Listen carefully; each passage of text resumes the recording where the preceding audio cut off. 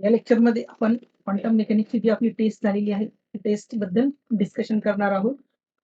जी होती test number I think 08 on quantum mechanics. तर बघा या टेस्ट मधला आपण डायरेक्टली अदर डिस्कशन न करता क्वेश्चन्स आणि आन्सर त्यांचे डिस्कस करूया. बघा क्वेश्चन नंबर 1 होता the quantum wavelength of electron is. इलेक्ट्रॉनशी असोसिएटेड क्वांटम वेव्हलेंथची व्हॅल्यू काय होते हे आपल्याला 4 ऑप्शन्स पैकी चूज करायचं. बघा ज्यावेळेस आपण क्वांटम इफेक्टचा फिनॉमिना डिस्कस केला त्यावेळेस मी तुम्हाला सांगितलेलं होतं की quantum wavelength associated with electrons चा फॉर्म्युला आहे लॅम्बडा. काय त्याचा फॉर्म्युला लॅम्बडा सी. क्वांटम वेव्हलेंथचा फॉर्म्युला काय आहे lambda c which is equal to h upon m not c. ज्यामध्ये m नॉट काय आहे तर मास ऑफ इलेक्ट्रॉन, सी जो आहे तो आहे स्पीड ऑफ लाईट, h जो आहे h काय आहे प्लँक्स कॉन्स्टंट.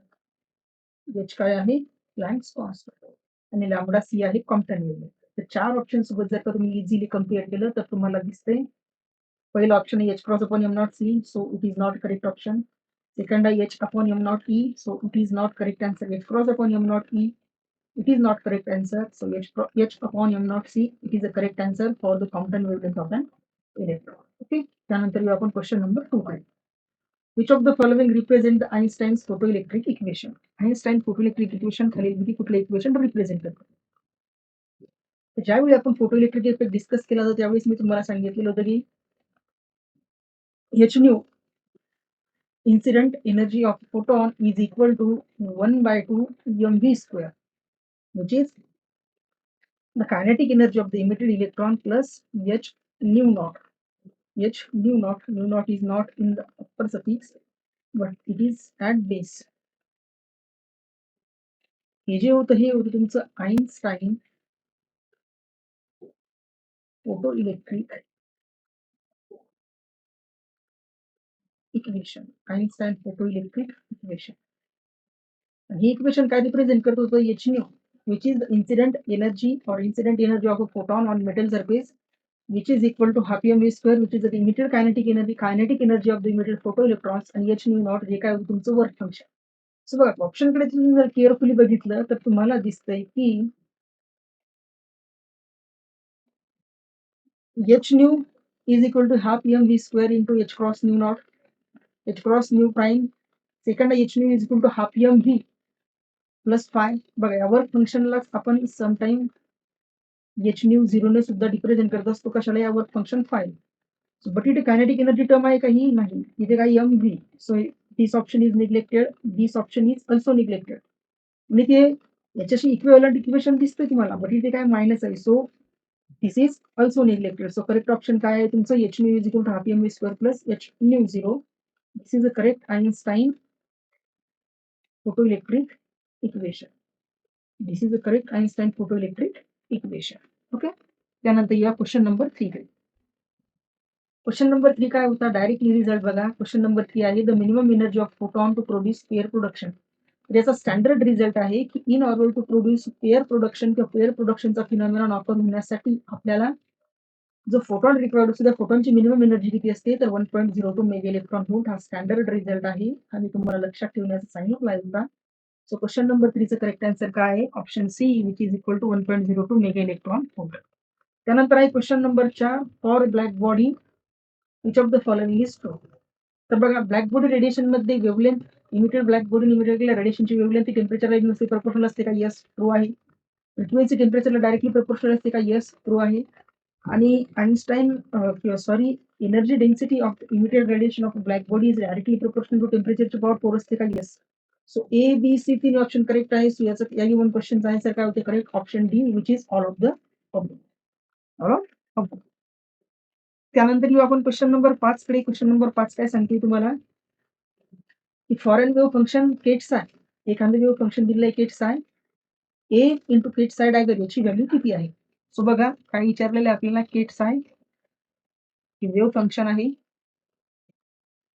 वेव्ह फंक्शन आणि आपल्याला some constant a into kets i या होल ब्रॅकेटचा डॅगरची व्हॅल्यू विचारलेली आहे. बघा, ज्यावेळेस आपण ब्रा आणि किट नोटेशन्स डिस्कस केले होते त्यावेळेस तुम्हाला ही प्रॉपर्टी मी नोट करून दिली होती की ज्यावेळेस ए इंटू किट्सचा डॅगर विचारले तुम्हाला, तर हा जो कॉन्स्टंट आहे ए, तर ए कॉन्स्टंटला काय करायचं, कॉम्प्लेक्स कॉन्ज्युगेटने रिप्लेस करायचं आणि केट स्टेटचा डॅगर जो असतो, सो केट स्टेटचा डॅगर हा आपण ब्रामध्ये कन्वर्ट करतो. सो या क्वेश्चन्सचं हा जो प्रॉपर्टी आहे ए इंटू किट्सचा डॅगर, याचं कन्व्हर्सेशन काय होतं, ए स्टार इंटू ब्रास. बघा, ऑप्शनला तुम्ही केअरफुली जर ऑब्झर्व केलं तर पहिलं ऑप्शन नाही, सेकंड ऑप्शन नाही, थर्ड ऑप्शन नाही, ऑप्शन काय आहे, fourth one option is correct for this question number 5. Okay, याच्यात सध्या प्रॉपर्टीज आहेत ब्रा आणि किट वेक्टर्सच्या, ज्या मी तुम्हाला ब्रा आणि किट वेक्टर तिथे आपण डिस्कस केले होते तिथे क्लिअर करून दिले. ओके, तरी तुम्हाला आणखी क्लिअर झालेही नसतील तर तुम्ही झेटलीच्या बुक्समधून ज्यांना रिफर करू शकता. कारण बघा, क्वांटम मेकॅनिक्स इतका ब्रेड सब्जेक्ट आणि इतका ब्रीफ आहे की कमीत कमी कालावधीत तुम्हाला सांगणे डिटेलमध्ये पॉसिबल नाही. सो मी फक्त शॉर्ट पॉईंट्सच देतोय ज्यावरून तुम्ही क्वेश्चन सॉल्व्ह करू शकता सेल्फ अंडरस्टँड करून. Otherwise quantum mechanics needs more time for its complete study. आणि जर तुमचा ग्रॅज्युएशन पोस्ट ग्रॅज्युएशन मध्ये क्वांटम मेकॅनिक्स स्ट्रॉंग झालेला असेल तर तुम्हाला इझिली कळेल, आणि तिथे जर तुमचा क्लिअर झालेला नसेल व्यवस्थित तर तुम्हाला वेळ लागणार आहे. Okay, question number 6 clear. Question number 6 काय सांगतो, ket psi is equal to half ket U1 plus half A ket U2. U1 आणि U2 आहे बेसिस वेक्टर ऑफ केट साय.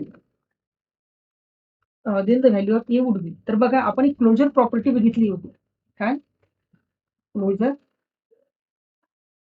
प्रॉपर्टी? क्लोजर प्रॉपर्टी काय सांगत होती, कुठला एखादा केट व्ह्यू फंक्शन आहे केट साय, ज्याला आपण ए केट U1 सॉरी A1 केट U1 प्लस A2 केट U2 मध्ये जर का रिप्रेझेंट करत असू तर मॉड केट U1 square plus mod A1 square plus mod U2 square याची व्हॅल्यू असते 1. ही तुम्हाला क्लोजर प्रॉपर्टी सांगितली होती. बस या प्रॉपर्टीच काय करायचं इथे यूज करायचं. या प्रॉपर्टीचा यूज केल्यानंतर तुम्हाला दिसेल सिम्पली काय मिळतंय, 1/2 square plus A square is equal to 1. याला जर तुम्ही केअरफुली सॉल्व्ह केलं तर तुम्हाला ए ची व्हॅल्यू मिळते बघा √3/4. केअरफुली सॉल्व्ह केलं म्हणजे सिम्पली लेफ्ट हँडचा इकडे लेफ्ट हँड साईडला पाठवतो. ही कॅल्क्युलेशन तुम्ही करू शकता.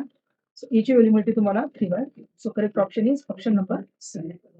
Correct option is option number C. त्यानंतर बघा क्वेश्चन नंबर 7. क्वेश्चन नंबर 7 काय सांगतो आपल्याला, the normalization constant a for the wave function ket psi is. हे क्वेश्चन्स मी ज्यावेळेस थिअरी पार्ट डिस्कस केला त्यावेळेसही घेतला होता. तुम्हाला सांगितलं होतं नॉर्मलायझेशन कॉन्स्टंट कॅल्क्युलेट करण्याची व्हॅल्यू आहे integration -infinity two plus infinity साय स्टार साय आणि डीएक्स. 1 डायमेन्शन आहे, सो डीएक्स या फॉर्म्युल्यामध्ये जर तुम्ही या व्हॅल्यू पुटअप केल्या -infinity two plus infinity a star e raised to the power of minus I alpha mod x into a e raised to the power of minus alpha mod x dx. याला जर तुम्ही carefully solve केलं म्हणजेच काय केलं, a into a mod e square e raised to power raised to base समजताना पॉवरचे addition. Even function आहे, सो याला 2 टाइम्स 0 टू इन्फिनिटी मध्ये कन्वर्ट करायचं आणि इंटिग्रेशन म्हणजे आपल्या गामा फंक्शनच्या इंटिग्रेशनचा फॉर्म्युला जर का तुम्ही यूज केला तर सो तुम्हाला या क्वेश्चनचं करेक्ट आन्सर ऑप्टेन होतं की a is equal to root alpha. A is equal to root alpha. समोरचा कॅल्क्युलेशनचा पार्ट मी तुमच्यावर स्किप करतोय. सो काही नाही, फक्त यामध्ये दोन्ही टर्म्सचे सारख्या टर्म्सची ऍडिशन करायची आहे आणि गामा फंक्शनचा इंटिग्रेशनचा फॉर्म्युला यूज करायचा नाही. ओके, सो गिवन क्वेश्चनचा करेक्ट आन्सर काय, ए नॉर्मलायझेशन कॉन्स्टंटची व्हॅल्यू येते अल्फा. आणि हे तुम्हाला दिसलंही असेल की हा जो आहे हा व्ह्यू फंक्शन आहे डिरेक्ट डेल्टा पोटेन्शियल फंक्शनचा. डिरेक्ट डेल्टा पोटेन्शियल फंक्शनचा हा काही व्ह्यू फंक्शन आहे. त्यानंतर येऊ आपण क्वेश्चन नंबर 8 कडे. What is telling about question number 8. Question number 8 सांगते तुम्हाला की लेट ए डॅगरची व्हॅल्यू आहे बी आणि बी डॅगरची व्हॅल्यू आहे ए. तर हा जो होल ब्रॅकेट आहे याच्या डॅगरची व्हॅल्यू काय आहे, तर सिम्पली काय करायचंय तुम्हाला, डॅगर दोन क्वांटिटी सेपरेट करायचा आहे म्हणजे a plus a cap plus a cap square याचा into b cap plus b cap square या होल ब्रॅकेटचा डॅगर घ्यायचा आहे. सिम्पली काय करायचं आहे, ए डॅगर आणि याला सिम्प्लिफाय करायचं आहे. याला सिम्प्लिफाय कशा पद्धतीने करायचं आहे, ए कॅप बी कॅप. डॅगरला कशा पद्धतीने सिम्प्लिफाय करतो आपण, b cap into a cap, b cap dagger into a cap dagger. आणि जिथे जिथे क्वेश्चन मध्ये बी कॅप डॅगर असेल तिथे तिथे त्याला ए कॅप ना, ए कॅप डॅगर असेल तिथे त्याला बी कॅप ना रिप्लेस करायचं ज्यावेळेस तुम्ही या होल ब्रॅकेटला सॉल्व्ह करसाल. ओके, फुल ब्रॅकेटला सॉल्व्ह करताना तुम्हाला सॉल्व्ह करून देतो, म्हणजे तसं कन्फ्युजन होणार नाही.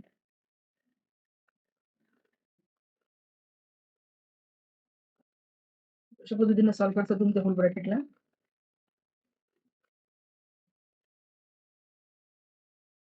तो बघा तुम्ही सॉल्व्ह करणार त्याला ब्रॅकेटमध्ये a cap plus a cap square into b cap plus b cap स्क्वेअरचा डॅगर मध्ये काय होतं, ऑर्डर चेंज होते. सो इथे बनत तुमचा b cap plus b cap स्क्वेअरचा dagger into a cap plus a cap स्क्वेअरचा डॅगर. मग नंतर इथे सेपरेट करायचा डॅगर दोन्हीवर. इथे मिळेल तुम्हाला b cap dagger plus b cap dagger आणि त्याचा square into multiply a cap dagger plus a cap डॅगरचा स्क्वेअर. बी कॅप डॅगरला कशाने रिप्लेस करायचा आहे, ए कॅपने, आणि A cap डॅगरला B कॅपने.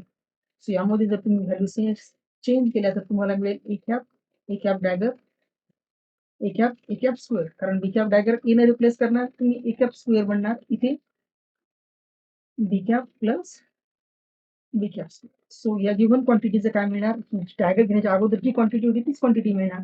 So option number C तुम्हाला काय मिळणार, करेक्ट मिळणार. त्याला थोडंसं व्यवस्थित थोडा वेळ देऊन व्यवस्थित सॉल्व्ह करून बघा, तुम्हाला आन्सर कसं आलं हे व्यवस्थित कळेल. ओके. सिम्पली डॅगरची प्रॉपर्टी आपण तिथे यूज केलेली आहे. त्यानंतर या क्वेश्चन नंबर 9 कडे the value of x square p x. तर बघा एक्स स्क्वेअर पी एक्स ला तुम्ही कसं लिहू शकता, x cap into x cap P x. यालाच तुम्ही कसं सेपरेट करू शकता, x cap into x cap P X cap plus x cap P X cap into x cap. अशा पद्धतीने सेपरेट करू शकता. त्याने जर सेपरेट केलं तर x cap into p x याची व्हॅल्यू असते आय एच क्रॉस. सो इथे मिळेल तुम्हाला i H cross x cap. Second या ब्रॅकेटची पण व्हॅल्यू काय मिळेल, i H cross x cap. So हा काय मिळेल तुम्हाला twice i H cross x cap. म्हणजे x cap into x cap किंवा x cap square p x कॅपची व्हॅल्यू काय मिळेल तुम्हाला twice i H cross x cap. So option number c is correct. त्यानंतर एक question number 10 l y cap ऑपरेटरची value दिलेली आहे अँग्युलर मोमेंट ऑफ ऑपरेटर मध्ये आणि एक्स वाय. सो बघा तुम्हाला मी प्रॉपर्टी सांगितलेली होती एक की X i cap L J cap याची व्हॅल्यू असते i H cross epsilon I जे के एक्स सॉरी इप्सिलॉन आय जे के एप्सिलॉन आय जे के एक्स के असतो. इप्सिलॉन आय जे के एक्स के नॉट एल के. काय असते इप्सिलॉन आय जे के एक्स के. आणि इप्सिलॉन आय जे के तुम्हाला सांगितलं लेविसिटी टेन्सर जरी आय आणि जी ऑर्डर सेम असेल म्हणजे इथे एक्स असेल इथे वाय असेल कोइफिशियंट ती ती व्हॅल्यू ऑब्विसली के बनतो. ओके. ही प्रॉपर्टी तुम्हाला सांगितली. या प्रॉपर्टी सोबत जर का तुम्ही कम्पेअर केलं तर आपल्याला बघा कुठल्याच ऑप्शन मध्ये पोझिशन ऑपरेटर दिसत नाही. सो क्वेश्चन नंबर 10चं एकही आन्सर करेक्ट नाही. क्वेश्चन नंबर 10 जो या क्वेश्चन नंबर 10चं एकही आन्सर करेक्ट नाही. म्हणजे आन्सर करेक्ट कुठलं असतं तुमचं, I H cross Z cap जर का कुठं ऑप्शन असतं तर ते ऑप्शन तुमचं करेक्ट असतं. सो क्वेश्चन नंबर 10 हा प्रिंट मिस्टेक नाही. याचे चारही ऑप्शन काय झाले म्हणजे कॅल्क्युलेशन म्हणजे रिटर्न मिस्टेक मध्ये एकही ऑप्शन करेक्ट नाहीये. सो याला करेक्ट करून घ्यायचा आणि याचा एक ऑप्शन करेक्ट नाही. याचा करेक्ट आन्सर काय, I H cross Z cap. Okay. त्यानंतर क्वेश्चन नंबर 11. क्वेश्चन नंबर 11 काय, अनस्पेस थेरम दिलेला आहे तुम्हाला. डीचं एक्सपान्शन दिलेलं आहे. कशा पद्धतीने आहे, सिम्पली काय करायचं, एका ऑपरेटरच्या ठिकाणी एक्स कॅप व्हॅल्यू पुटअप करायची. म्हणजे एक्स कॅप आणि हॅमिल्टोनियन तिथे एक्स कॅप टाइमवर इंडिपेंडेंट असतो. सो ही व्हॅल्यू तर 0 बनेल. ज्यावेळेस तुम्ही ए कॅपच्या ठिकाणी एक्स कॅप व्हॅल्यू पुट करसाल याची व्हॅल्यू 0 मिळणार. का मिळणार 0, कारण एक्स कॅप पोझिशन ऑपरेटर आहे. तुम्हाला इथे कुठेच दिसत नाही की पोझिशन ऑपरेटर टाइमवर डिपेंड करतोय. सो याची व्हॅल्यू काय मिळणार तुम्हाला 0. मग हॅमिल्टोनियन आहे. हॅमिल्टोनियनला तुम्ही काय करणार, तर P X cap square upon twice M plus potential V of X अशी दोन व्हॅल्यू यामध्ये पुटअप करणार. पोटेन्शियल व्ही ऑफ एक्स आणि हा एक्स दोन्ही एक्सचेच फंक्शन असल्यामुळे सो ही क्वांटिटी सेकंड 0 होणार. मग इथे तुम्हाला मिळणार सिम्पली फक्त ही टर्म मिळणार एवढा D by D T of X cap is equal to 1 upon I H cross modulus of expectation value of X cap comma X cap square upon twice M. X cap square upon twice M. याला जर तुम्ही solve केलं समोर तर तुम्हाला न्यूमरेटरला value मिळेल twice I H cross expectation value of P X cap आणि खाली व्हॅल्यू मिळेल तुम्हाला twice I H cross M. हा टॉईस एच क्रॉस एकमेकांसोबत कॅन्सल होतो. So D by D T of expectation value of X cap काय मिळते तुम्हाला? Simply P X upon expectation value of P X upon याला परत एकदा याला कम्प्युटरच्या प्रॉपर्टीनुसार सॉल्व्ह करून बघा. केअरफुली तुम्हाला आन्सर मिळेल. त्यानंतर आहे question number 12. Let k psi is equal to u of x e raised to pi I kx, then the value of probability current density J. बघा तुम्हाला सांगितलेली ती प्रॉपर्टी, जिथे तुम्हाला प्रोबॅबिलिटी करंट डेन्सिटी विचारली आणि एक्सपोनेन्शियल फॉर्मॅटमध्ये फंक्शन असेल इमॅजिनरी विथ इमॅजिनरी टर्म, तर त्याचा जो नॉर्मलायझेशन कॉन्स्टंट असतो त्याचा सिम्पली स्क्वेअर आणि व्हेलॉसिटी म्हणजे एच क्रॉस के बाय एम आणि तो नॉर्मलायझेशन कॉन्स्टंटचा स्क्वेअर यू ऑफ एक्सचा स्क्वेअर. इथे तुमचं करेक्ट आन्सर असतं. बघा क्वेश्चन मध्ये केअरफुली ऑब्झर्व केलं तर तुम्हाला दिसेल ऑप्शन सी काय याचं करेक्ट आहे. तुम्ही याला स्टेप बाय स्टेप फॉर्म्युलानुसार सुद्धा सॉल्व्ह करू शकता, जिचा फॉर्म्युला यूज करून की जे is equal to H cross upon twice I M into psi star del psi minus psi star याच्यानुसार सॉल्व्ह केलं तरी तुम्हाला ऑप्शन सी काय मिळतं करेक्ट आन्सर मिळतं. त्यानंतर question number 13. What if psi is equal to under root 2 by a sin n pi x by a, the value of j is, j म्हणजे probability current density. तुम्ही जर carefully observe केलं तर तुम्हाला दिसते की जी वेव्ह फंक्शन आहे wave function मध्ये कुठेच आय वाली टर्म इन्व्हॉल्व नाही. आय वाली टर्म इन्व्हॉल्व नाही म्हणजे या फंक्शनचा कॉम्प्लेक्स वाला पार्ट आणि रिअल वाला पार्ट दोन्ही सेम असतील. त्या दोन क्वांटिटी एकमेकांमधून सबट्रॅक्ट होऊन तुम्हाला जे प्रोबॅबिलिटी करंट डेन्सिटी जे ची व्हॅल्यू काय मिळेल 0. Question number 13 has answer 0. त्यानंतर या क्वेश्चन नंबर 14 कडे. क्वेश्चन नंबर 14 काय सांगतो, the energy of the particle of mass M moving in one dimension potential. इथे दिसते तुम्हाला वन डायमेन्शन सिमेट्रिक पोटेन्शियल आहे, ज्याची विड्थ काय आहे 2 आहे. विड्थ काय आहे 2. Energy of the particle in the ground state will be, एनर्जीचा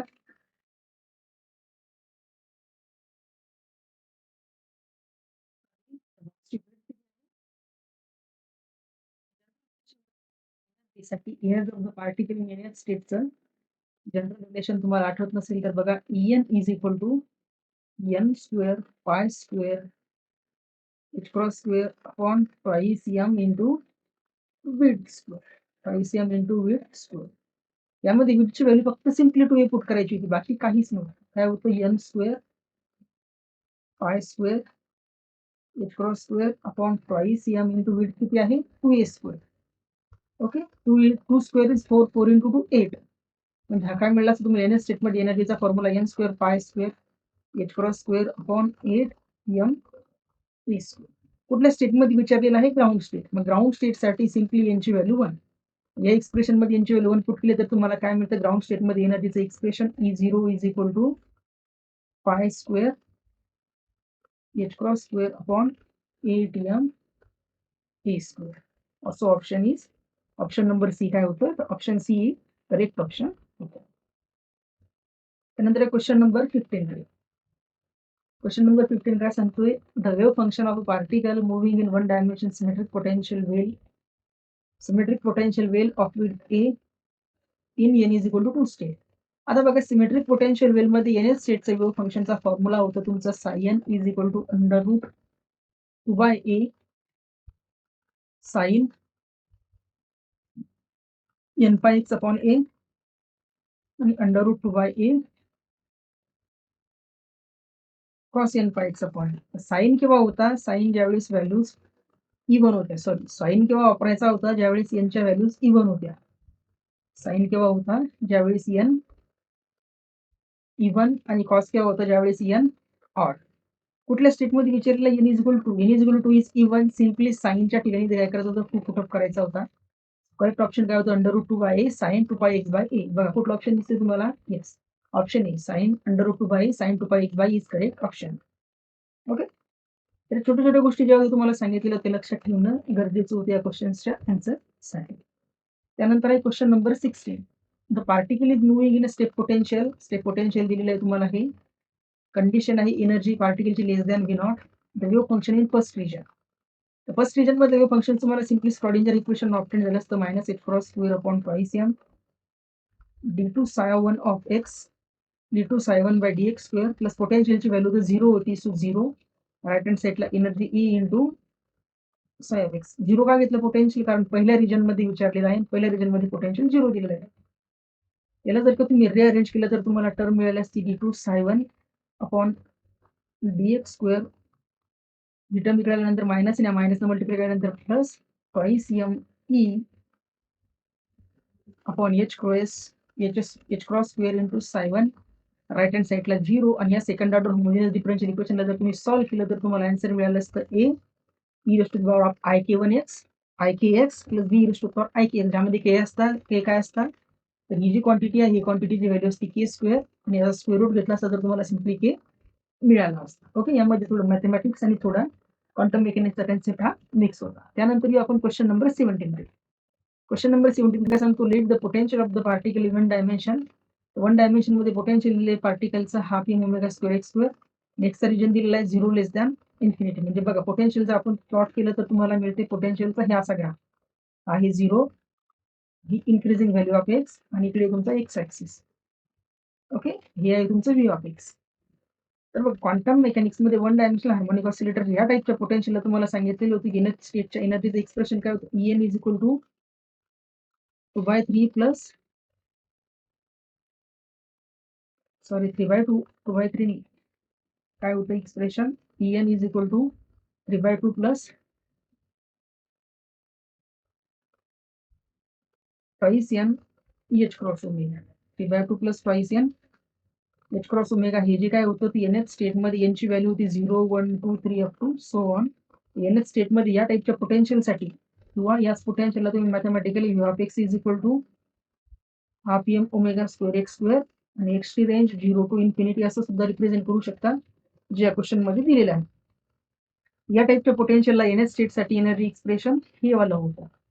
okay, ज्यावेळेस दोन्ही साईडला असतं त्यावेळेस एन प्लस हा पोल एक्सप्रेशन असतं. ग्राउंड स्टेटसाठी यांची व्हॅल्यू 0 जर पुट केली तर तुम्हाला आन्सर काय मिळतं 3/2 एच क्रॉस ओमेगा. कुठला ऑप्शन दिसते तुम्हाला 3/2 H cross omega, option number C. Option number C. त्यानंतर बघा क्वेश्चन नंबर 18. क्वेश्चन नंबर 18 काय आहे, क्वेश्चन नंबर 18 आहे ए कॅप ऑपरेटर दिलेला आहे तुम्हाला, एनएस स्टेटवर ऑपरेटर दिला root N KTN minus one हा लोअरिंग ऑपरेटर आहे. आणि सॉरी बघा इथे ए कॅप डॅगर पाहिजे का, ए कॅप डॅगरची व्हॅल्यू आहे under root N plus one KTN plus one. तर तुम्हाला a cap into a cap dagger KTN स्टेटवर ऑपरेट झाल्यानंतर काय आन्सर येते काढायचं होतं. तर बघा a cap into a cap dagger ज्यावेळेस केटीएन स्टेटवर ऑपरेट होतं सगळ्यात पहिला हा ऑपरेट होईल, तर व्हॅल्यू काय मिळेल तुम्हाला under root N plus one KTN plus one. Constant बाहेर येणार under root N plus one. इथे काय होणार मग ए कॅप ऑपरेटर हा एन प्लस वन स्टेटवर ऑपरेट होणार. मग ए कॅपची प्रॉपर्टी जर यूज केली तर इथे काय मिळणार तुम्हाला under root N plus one into k n. म्हणजेच तुम्हाला आन्सर काय मिळणार under root N plus one into under root N plus one म्हणजे अंडर रूट एन प्लस वनचा square into k T n म्हणजेच एन प्लस वन के T n. बघा कुठलं option दिसतं एन प्लस वन के टी एन वाला, n plus one के T n वाला option कुठलं दिसतंय, एन प्लस वन के टी एन वाला एक ऑप्शन करेक्ट. यामध्ये एन प्लस वन के टी एन वाला कुठलं ऑप्शन दिसतंय, तर एकही ऑप्शन तुम्हाला एन प्लस वन के टी एन वाला दिसत नाहीये. सो ऑप्शन सी याचं करेक्ट असलं पाहिजे. सिम्पली फक्त इथे प्रिंट मिस्टेक आहे. हा का वेळ असता under root N plus one root N plus one K T N. So option C is correct, but या क्वेश्चनचा सुद्धा एकही ऑप्शन करेक्ट नाही. ओके, क्वेश्चन नंबर 18 आणि अगोदरचे प्रिव्हियसच्या दोन क्वेश्चन्स मध्ये काय झालं आन्सर्स मध्ये मिस्टेक झालेला आहे. त्यानंतर येऊ क्वेश्चन नंबर 19. क्वेश्चन नंबर 19 काय, what is the probability of finding the particle in the ground state of hydrogen atom inside Bohr radius. तर स्टँडर्ड रिझल्ट तुम्हाला दिलं तर probability P in ground state of hydrogen atom त्याची value येते 0.32 आणि 0.68 ही होती R less than A nought म्हणजे इनसाइड बोर्ड रेडियस आणि ही होती R greater than A nought outside Bohr radius. आपल्याला काय विचारलेल्या क्वेश्चन्स मध्ये इनसाइड बोर्ड रेडियस, त्याचं करेक्ट आन्सर काय होतं पी 0.32 म्हणजे 32%. त्यानंतर क्वेश्चन नंबर 20 काय आहे, the degeneracy of the electron in the hydrogen atom N is equal to 2. आपल्याला माहिती डिजनरेसीचा फॉर्म्युला काय होता, degeneracy is equal to 2n square हा फॉर्म्युला होता हायड्रोजन ॲटमच्या डिजनरेसी. सिम्पली कुठल्या स्टेटसाठी विचारला एन इज इक्वल टू 2, यामध्ये काय करणार तुम्ही एनची व्हॅल्यू 2 जर पुट केली तर काय मिळते तुम्हाला degeneracy 2 into 2 square. 2 square is 4, 4 into 2 8. काय आन्सर मिळतं 8. ओके, अशा पद्धतीने तुमचा हा जो पेपर होता मग क्वांटम मेकॅनिक्सचा टेस्टचा त्याचे सोल्युशन्स आपण डिस्कस केले. यामध्ये काही क्वेश्चन सोल्युशन्स तुम्हाला जर कळाले नसतील तर तुम्ही मेसेज करून विचारू शकता. ओके, बट क्वांटम मेकॅनिक्स इतकं शॉर्टमध्ये घेण्याचं रिझन एवढं की क्वांटम मेकॅनिक्स डिटेलमध्ये जर घ्यायचं असेल तर आपल्याला भरपूर पुरेसा वेळ लागतो. पण आपल्याकडे तेच नाहीये, पुरेसा वेळ नाहीये. सो तुम्ही काय करा, कन्सेप्ट इकडून तर शिका, पण ॲटलीस्ट जेटलीच्या बुकला रेफर करत चला. जे जेटलीचं बुक आहे, तर जेटलीच्या बुकला बघत चला, जेणेकरून तुमचा थिअरी पोर्शन तिथून क्लिअर होईल आणि बाकी कन्सेप्च्युअल पॉइंट्स आपल्या लेक्चर्समधून क्लिअर होतील. ओके. बाकी समोरचा जो पोर्शन्स आहे, ज्यामध्ये आपण पर्टर्बेशन थिअरी स्टार्ट करणार आहोत. Perturbation theory, WKB approximation, variational principle, त्यानंतर स्कॅटरिंग थिअरी वगैरे हे जे पोर्शन्स आहेत, ते 2 ते 3 लेक्चर्समध्ये तुमचे ते कव्हर होतील. आणि 1 ते 2 लेक्चर्समध्ये आपण क्वांटम मेकॅनिक्सचे प्रिव्हियस इयरचे क्वेश्चन डिस्कस करू. जेणेकरून तुम्हाला प्रिव्हियस इयरला जे क्वेश्चन्स आले ते सुद्धा काय होतील, क्लिअर होतील. आणि आणखी मोठ्या मुश्किलनं 3 ते 4 लेक्चर्समध्ये तुमचा क्वांटम मेकॅनिक्सचा पोर्शन कव्हर होईल. म्हणजे गॅरंटी नाहीये एवढी, किंवा तुम्ही जेवढं सांगितलं तेवढं 100% तुम्हाला कळालेलं असेल, कारण की लूपहोल आहेच काही म्हणजे बरेचसे पॉइंट्स आहेत, कारण क्वांटम मेकॅनिक्स हा कन्सेप्च्युअल सब्जेक्ट सोबत टाइम कन्झ्युमिंग कन्सेप्ट आहे. आणि आपल्याकडे टाइम हा लिमिटेड असल्यामुळे आपण त्याला एवढं शॉर्टमध्ये घेतलेलं आहे की ते तुम्हाला अंडरस्टँड होणं थोडंसं कठीण आहेच. बट प्रयत्न करा. प्रिव्हियस इयरच्या क्वेश्चन सोडून तुम्हाला कन्सेप्ट लिंक करण्याची प्रोसेस, म्हणजे कन्सेप्ट कसे क्वेश्चन्सला लिंक करायचे तेवढं समजेल थोडंफार. आणि त्यावरून तुम्ही क्वेश्चन्सचे आन्सर येणाऱ्या एक्झाममध्ये देऊ शकता. ओके. ठीक आहे.